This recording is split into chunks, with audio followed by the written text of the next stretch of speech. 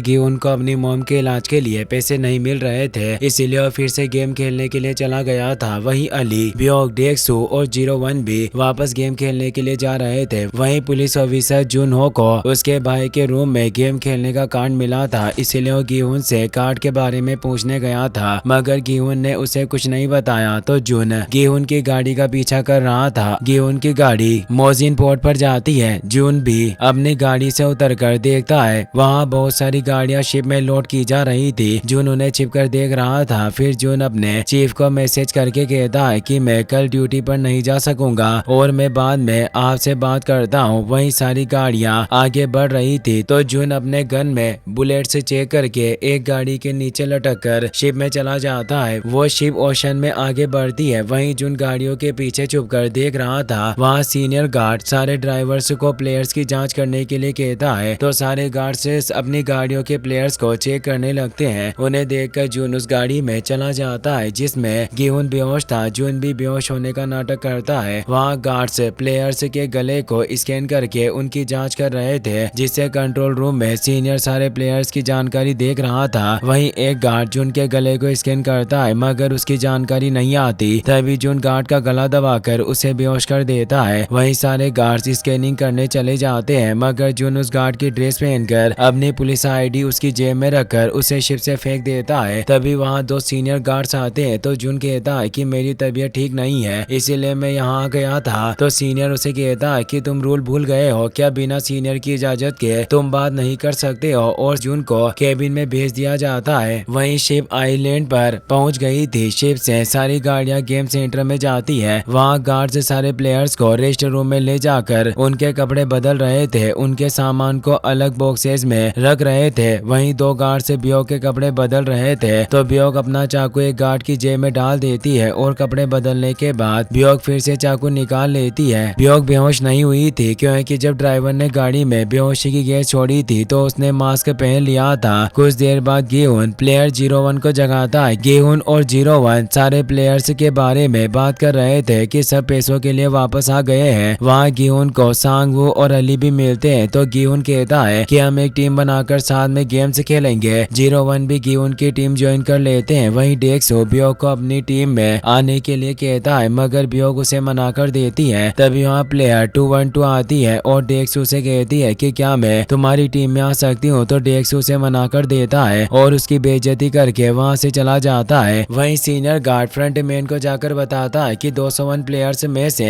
187 वापस आए हैं। तो फ्रंट मैन कहता है कि जो लोग नहीं आए हैं उन पर नजर रखना और मुझे बताते रहना। वहीं सारे प्लेयर्स लाइन में लगकर खाना ले रहे थे। वहीं खाना खाते वक्त सांगबू सबके नेक्स्ट गेम के बारे में सोचने के लिए कहता है, तो 01 कहते हैं कि अगला गेम हमने बचपन में जरूर खेला होगा। तो गिहुन कहता है कि बचपन में हमने बहुत सारे गेम्स खेले थे, और गिहुन बहुत सारे गेम्स के नाम बताकर कहता है कि इतने सारे गेम्स में हम कैसे पता लगाएंगे कि नेक्स्ट गेम कौन सा होने वाला है। तो अली कहता है कि मैंने इन गेम्स के बारे में कभी नहीं सुना है। तो सांगवू कहता है कि तुम फिक्र मत करो, गेम्स खेलने में हम तुम्हारी मदद करेंगे। वहीं लेडी इंस्ट्रक्टर सारे गार्ड्स को उनके रूम में जाने के लिए कहती है, तो जुन अपनी ड्रेस में लगी चाबीज में रूम नंबर देकर रूम में जाता है, मगर जुन से पहली बार में रूम का लॉक नहीं खुलता। तो उसके पास वाला गार्ड उसे देखने लगता है, तो जुन जल्दी से रूम का लॉक खोलकर अंदर चला जाता है। वहाँ रूम में एक बोर्ड पर रूल्स लिखे हुए थे कि हमेशा मास्क पहनकर रहना है और बिना पूछे किसी से बात नहीं करनी है और बिना पूछे रूम से बाहर नहीं जाना है। रूम में कैमरा भी लगा हुआ था। कुछ देर बाद एक गार्ड खाना लेकर आता है, तो जुन अपने मास्क को उतार कर खाना खाने लगता है। वहीं कंट्रोल रूम में गार्ड से दूसरे गार्ड्स पर नजर रखे हुए थे। वहीं रात को प्लेयर 212 गार्ड से डोर खोलने के लिए कहती है, क्योंकि उसे बाथरूम जाना था, मगर सीनियर गार्ड उसे कहता है कि तुम दिए हुए टाइम के बाद रूम से बाहर नहीं जा सकती। यह कहकर सीनियर डोर की विंडो बंद कर देता है। इसे गुस्सा होकर 212 रूम में ही बाथरूम करने लगती है, तो गार्ड गेट खोलकर उसे अपने साथ चलने के लिए कहता है। तभी वहाँ ब्योक आकर कहती है कि मुझे भी बाथरूम जाना है, और वो उनके साथ जाती है। वहीं बाथरूम में 212 अपने साथ सिगरेट छुपा कर लेकर आई थी। वो सिगरेट निकाल कर पीने लगती है। तभी उसके पास ब्योक चाकू लेकर आती है। उसे देखकर 212 डर गई थी, मगर ब्योक उसे कुछ नहीं कहती और टॉयलेट सीट पर चढ़कर अपने चाकू से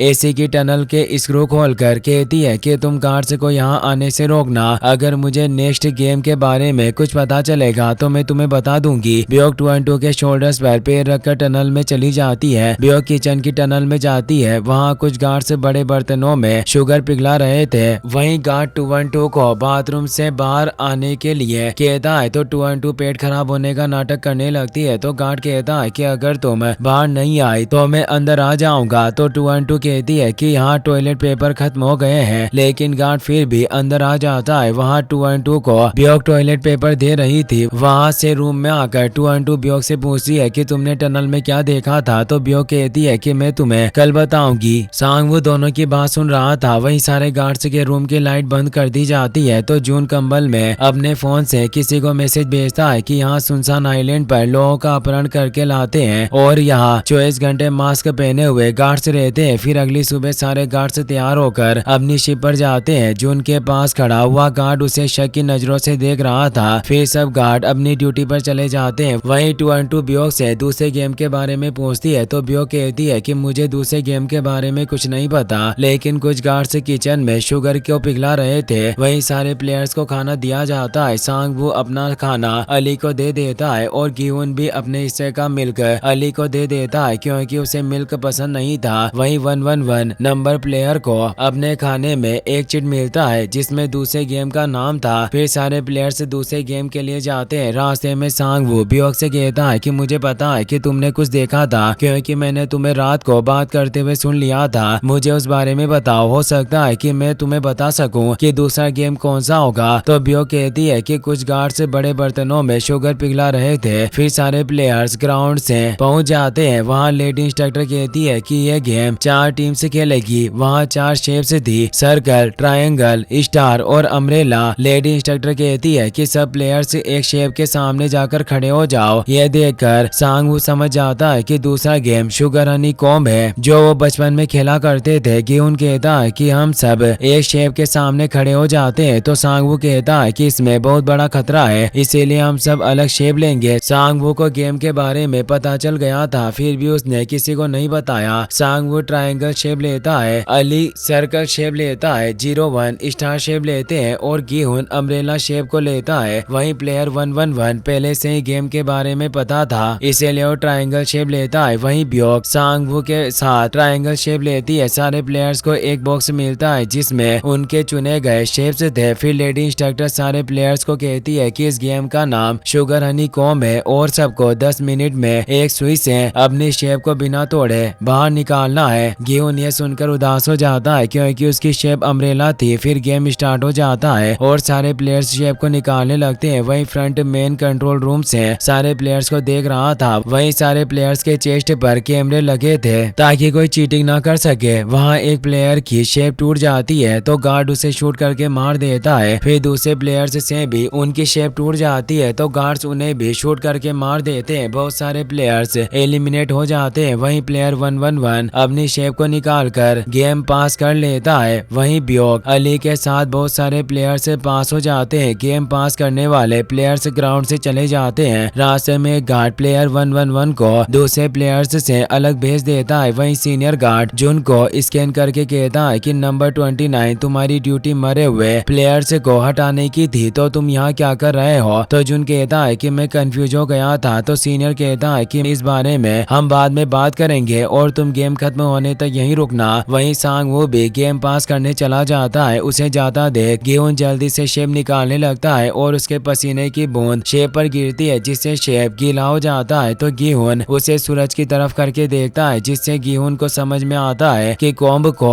गीला करके मैं शेप बिना टूटे बाहर आ जाएगी। तो गिहुन शेप को पीछे से चाट कर गीला करने लगता है। उसे देखकर दूसरे प्लेयर्स भी शेप को चाटने लगते हैं। वहीं प्लेयर नंबर 212 स्लाइड के नीचे छुपकर अपने लाइटर से सुई को गर्म करके वो शेप को निकाल कर वहाँ से जाती है। जाते वक्त 212 अपना लाइटर डेक्सू को देकर उसे इशारे में शेप को निकालने के लिए कहती है। तो डेक्सू भी स्लाइडर के नीचे छुपकर अपनी शेप निकाल कर गेम पास कर लेता है। वहीं गिहुन की तरह कॉम्ब को चाट कर 01 अपनी शेप निकाल कर गेम पास कर लेते हैं। वहीं 1 सेकंड पहले गिहुन भी अपनी शेप को निकाल कर गेम पास कर लेता है। गेम पास करने की खुशी में गिहुन रोने लगता है। वहाँ गेम पास करने वाले प्लेयर्स ग्राउंड से चले जाते हैं। फिर गार्ड्स बाकी बचे प्लेयर्स को शूट करके मारने लगते हैं। तो प्लेयर 119 एक गार्ड की आंख में सुई चुबाकर उसकी गन लेकर सीनियर गार्ड के हाथ पर गोली मारकर उसे पकड़ लेता है। ये सब देखकर फ्रंटमैन ग्राउंड में आता है। वहीं सारे गार्ड्स बचे हुए प्लेयर्स को मार देते हैं तो 119 सीनियर का मास्क उतरवाता है। सीनियर अपना मास्क उतार देता है। वो अभी बच्चा था, उसे देखकर 119 अपने आप को शूट करके मर जाता है। तभी फ्रंटमैन वहां आकर सीनियर को शूट करके मार देता है और कहता है कि अगर तुम्हारा मास्क उतर गया तो मैं तुम्हें मार दूंगा। ये कहकर फ्रंटमैन वहां से चला जाता है। फिर गार्ड से मरे हुए प्लेयर्स को कॉफिन में डालते हैं। वहीं जून सीनियर का मास्क ले लेता है। अब हम देखते हैं कि प्लेयर 111 गार्ड के साथ जा रहा था। वो दोनों कमरे में ना दिखे, इसीलिए उनका साथी गार्ड कंट्रोल रूम से कैमरे से फुटेज हटा देता है। वहीं सारे प्लेयर्स रेस्ट रूम में आते हैं। वहाँ अली, गुहुन और प्लेयर 01 को देखकर बहुत खुश होता है कि उन्होंने गेम पास कर लिया था। सांगवू को इस बात का बुरा लग रहा था, उसने सबको गेम के बारे में नहीं बताया था और वो कहता है कि मुझे माफ कर दो, मुझे सबको अलग होने के लिए नहीं कहना चाहिए था। तो गुहुन कहता है कि इसमें तुम्हारी कोई गलती नहीं है क्योंकि तुम्हें नहीं पता था कि नेक्स्ट गेम कौन सा होगा। वहीं लेडी इंस्ट्रक्टर सबको बताती है कि दूसरे गेम में 108 प्लेयर्स पास हुए हैं। इस गेम की विनिंग प्राइस 7.9 बिलियन वॉन है। फिर पिगी बैंक में पैसे आते हैं और total winning price 34.8 billion won हो जाती है। वहीं कुछ देर बाद सारे प्लेयर्स को खाना दिया जाता है। खाने में एक एक और सोडा दे रहे थे जिससे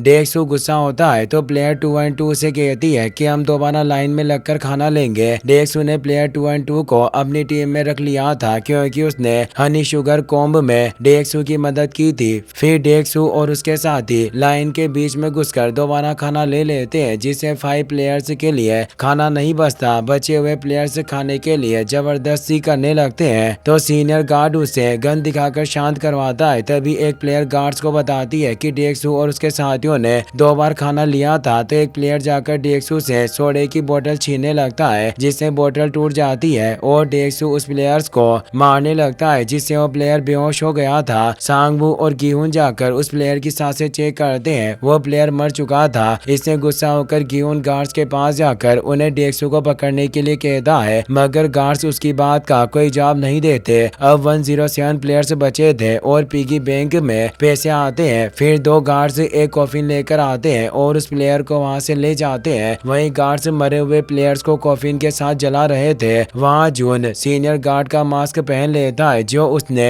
पिछले गेम में उठाया था। वहीं प्लेयर 111 2 गार्ड्स के साथ रूम में एक मरे हुए प्लेयर की आंख और बाकी ऑर्गन्स निकाल रहा था। वो प्लेयर डॉक्टर था। तभी गार्ड नंबर 28 आता है। दूसरा गार्ड उससे गार्ड नंबर 29 के बारे में पूछता है तो गार्ड नंबर 28 कहता है कि वो आज मुझे नहीं मिला। तो दूसरा गार्ड कहता है कि आज डिलीवरी के लिए तुम्हें अकेले जाना होगा। तभी डॉक्टर गार्ड से नेक्स्ट गेम के बारे में पूछता है तो गार्ड उसे एक देता है जिससे डॉक्टर गुस्सा होकर कहता है कि तुम मुझे इतना कम खाना क्यों दे रहे हो, अगर मैं मर गया तो मरे हुए प्लेयर्स के ऑर्गन्स कौन निकालेगा। तो गार्ड कहता है कि आज सारे प्लेयर्स को कम खाना दिया गया है ताकि वो आपस में लड़कर मर जाए जिससे अगले गेम से पहले वीक प्लेयर्स मर जाए। तुम्हें एक स्ट्रॉन्ग टीम में रहना होगा ताकि तुम आज रात जिंदा रह सको क्योंकि हम वहाँ आकर तुम्हें नहीं बचा सकेंगे। फिर डॉक्टर बाथरूम में जाकर एक से चिट निकालकर दूसरे गेम का नाम देखकर रेस्ट रूम में जाता है। वहीं सांगबो अपनी टीम से कहता है कि हम आज रात को नहीं सोएंगे क्योंकि डेक्सू और उसकी टीम रात को कुछ भी कर सकती है। तो गुहुन प्लेयर 01 को भी सोने से मना कर देता है। वहाँ ब्योग अकेली बैठी हुई थी तो गुहुन ब्योग से कहता है कि लाइट्स ऑफ होने के बाद अगर तुम्हें कोई प्रॉब्लम हो तो हमारी टीम के पास आ जाना। तो ब्योग कहती है कि मुझे यहाँ किसी पर भरोसा नहीं है। तो गुहुन कहता है कि दूसरे लोगों पर कोई भी भरोसा नहीं करना चाहता लेकिन मजबूरी में आकर हमें भरोसा करना पड़ता है। ये कहकर गुहुन वहाँ से चला जाता है। वहीं डॉक्टर डेक्सू से कहता है कि मुझे तुम्हारी टीम में आना है। तो डेक्सू कहता है कि तुम्हारे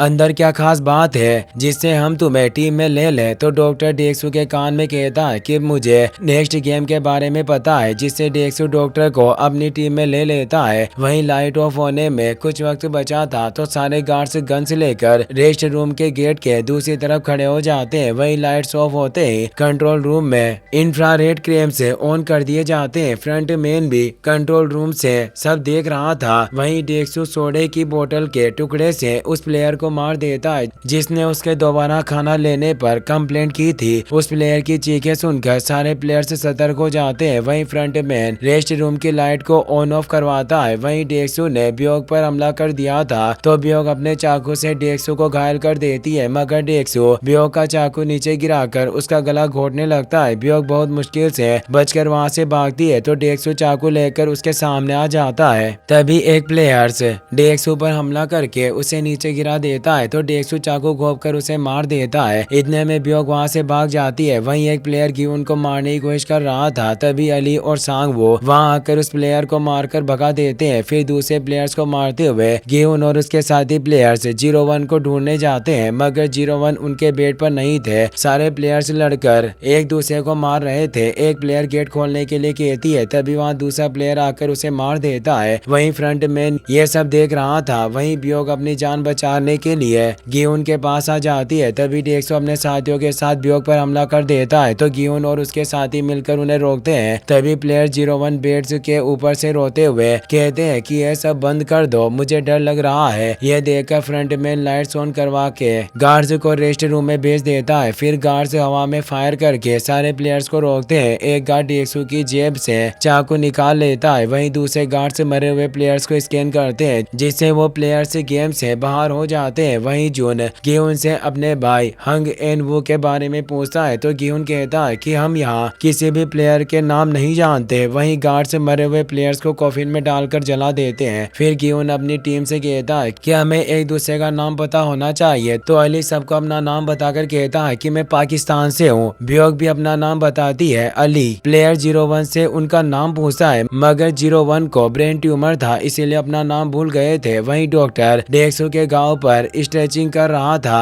प्लेयर 212 कहती है कि 108 प्लेयर्स में से 80 बचे हैं, यानी 27 प्लेयर्स मारे गए। 212 डेक्सू से कहती है कि हम दोनों साथ मिलकर ये गेम जीतेंगे। फिर 212 डेक्सू को बाथरूम में आने के लिए कहती है। वहीं दोनों बाथरूम में सेक्स कर रहे थे। 212 डेक्सू से कहती है कि तुम और डॉक्टर मुझसे कुछ छुपा रहे हो, तो डेक्सू कहता है कि मुझ पर भरोसा रखो, हम दोनों साथ गेम जीतकर यहाँ से बाहर जाएंगे। तो 212 कहती है कि अगर तुमने मुझे धोखा दिया तो तुम्हें जान से मार दूंगी। वहीं जून अपनी ड्यूटी खत्म करके रूम में सो रहा था। लाइट से बंद होने के बाद जून अपने फोन से किसी को मैसेज करती है कि यहाँ शेप्स वाले मास्क के हिसाब से गार्ड्स की रैंक है, उनका लीडर सबसे अलग मास्क पहनकर रखता है। यहाँ दंगे करवाकर मासूम लोगों को मरवाने के लिए उकसाया जाता है। यहाँ मेरा भाई भी है। तभी पास के रूम से जून को किसी के खांसने की आवाजें आती है, जो उससे पहले भी आई थी। उस आवाज से जून को लगता है कि कोई मोर्स कोड के जरिए एक दूसरे को मैसेज भेज रहे हैं। जब जून अपने फोन से मोर्स कोड को डिकोड करता है तो उसका मतलब गार्ड्स नंबर 29 था। अगली सुबह वहीं जून और बाकी गार्ड्स अपनी शिफ्ट पर जाते हैं। जून के पास खड़ा गार्ड नंबर 28 उसे खासकर कुछ कहना चाहता था। वहीं प्लेयर 01 पूरी रात से नहीं सोए थे तो गियोन उनसे कहता है कि आप रात में क्यों नहीं सोए, ऐसे तो आप बीमार हो जाओगे। तो 01 कहते हैं कि मुझे लग रहा था कि वापस से हमला हो जाएगा, इसीलिए मैंने रात को ध्यान रखा। फिर सारे प्लेयर्स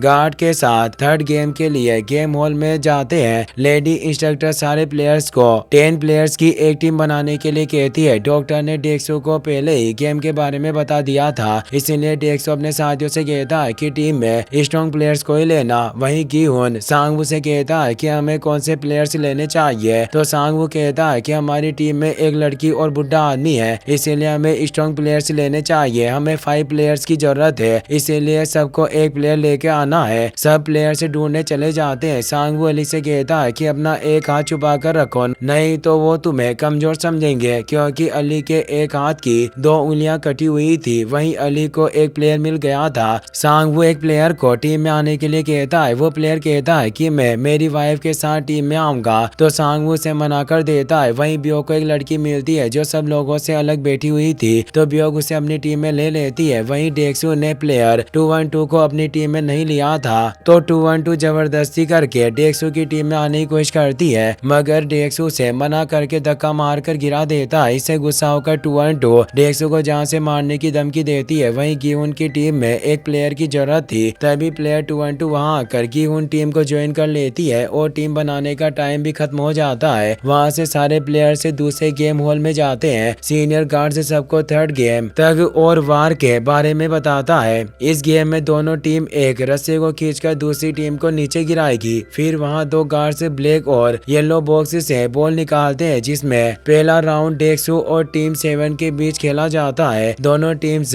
गेम के लिए टावर पर चली जाती है। वहाँ सारे प्लेयर्स के हाथ चेन से बांध दिए जाते हैं और वो चेन रस्सी से बंधी हुई थी। गेम टावर बहुत ऊंचाई पर था और हारने वाली टीम सीधा टावर से नीचे गिरेगी। फिर गेम स्टार्ट हो जाता है। DxO की टीम बहुत स्ट्रॉन्ग थी और दूसरी टीम वीक थी, इसीलिए उस टीम के सारे प्लेयर्स टावर से नीचे गिर जाते हैं और रस्सी पर लटक जाते हैं। तभी उस रस्सी को काट दिया जाता है और हारने वाली टीम के प्लेयर्स टावर से नीचे गिर के मर जाते हैं। फिर गार्ड्स वहां आकर उन्हें कॉफिन में डालकर ले जाते हैं। वहां एक प्लेयर जिंदा था, उसे 2 गार्ड्स कॉफिन डालकर उस कॉफिन पर खून से पल्स का मार्क कर देता है। जूनियर सब देख रहा था। गार्ड्स सारे कॉफिन्स को वहां से ले जाते हैं। वहीं दूसरा राउंड गिहुन और टीम 5 के बीच में होता है। उस टीम में सारे मेल प्लेयर्स थे। उन्हें देखकर गिहुन और उसके साथी घबरा रहे थे। गिहुन की टीम लिफ्ट में बैठकर टावर पर जा रही थी तो प्लेयर 01 कहते हैं कि हमें डरने की जरूरत नहीं है। थग और वार को हम अपनी स्ट्रेटेजी से जीत सकते हैं, भले ही हमारी टीम वीक हो। जब मैं जवान था मैं हमेशा इस गेम में जीता था।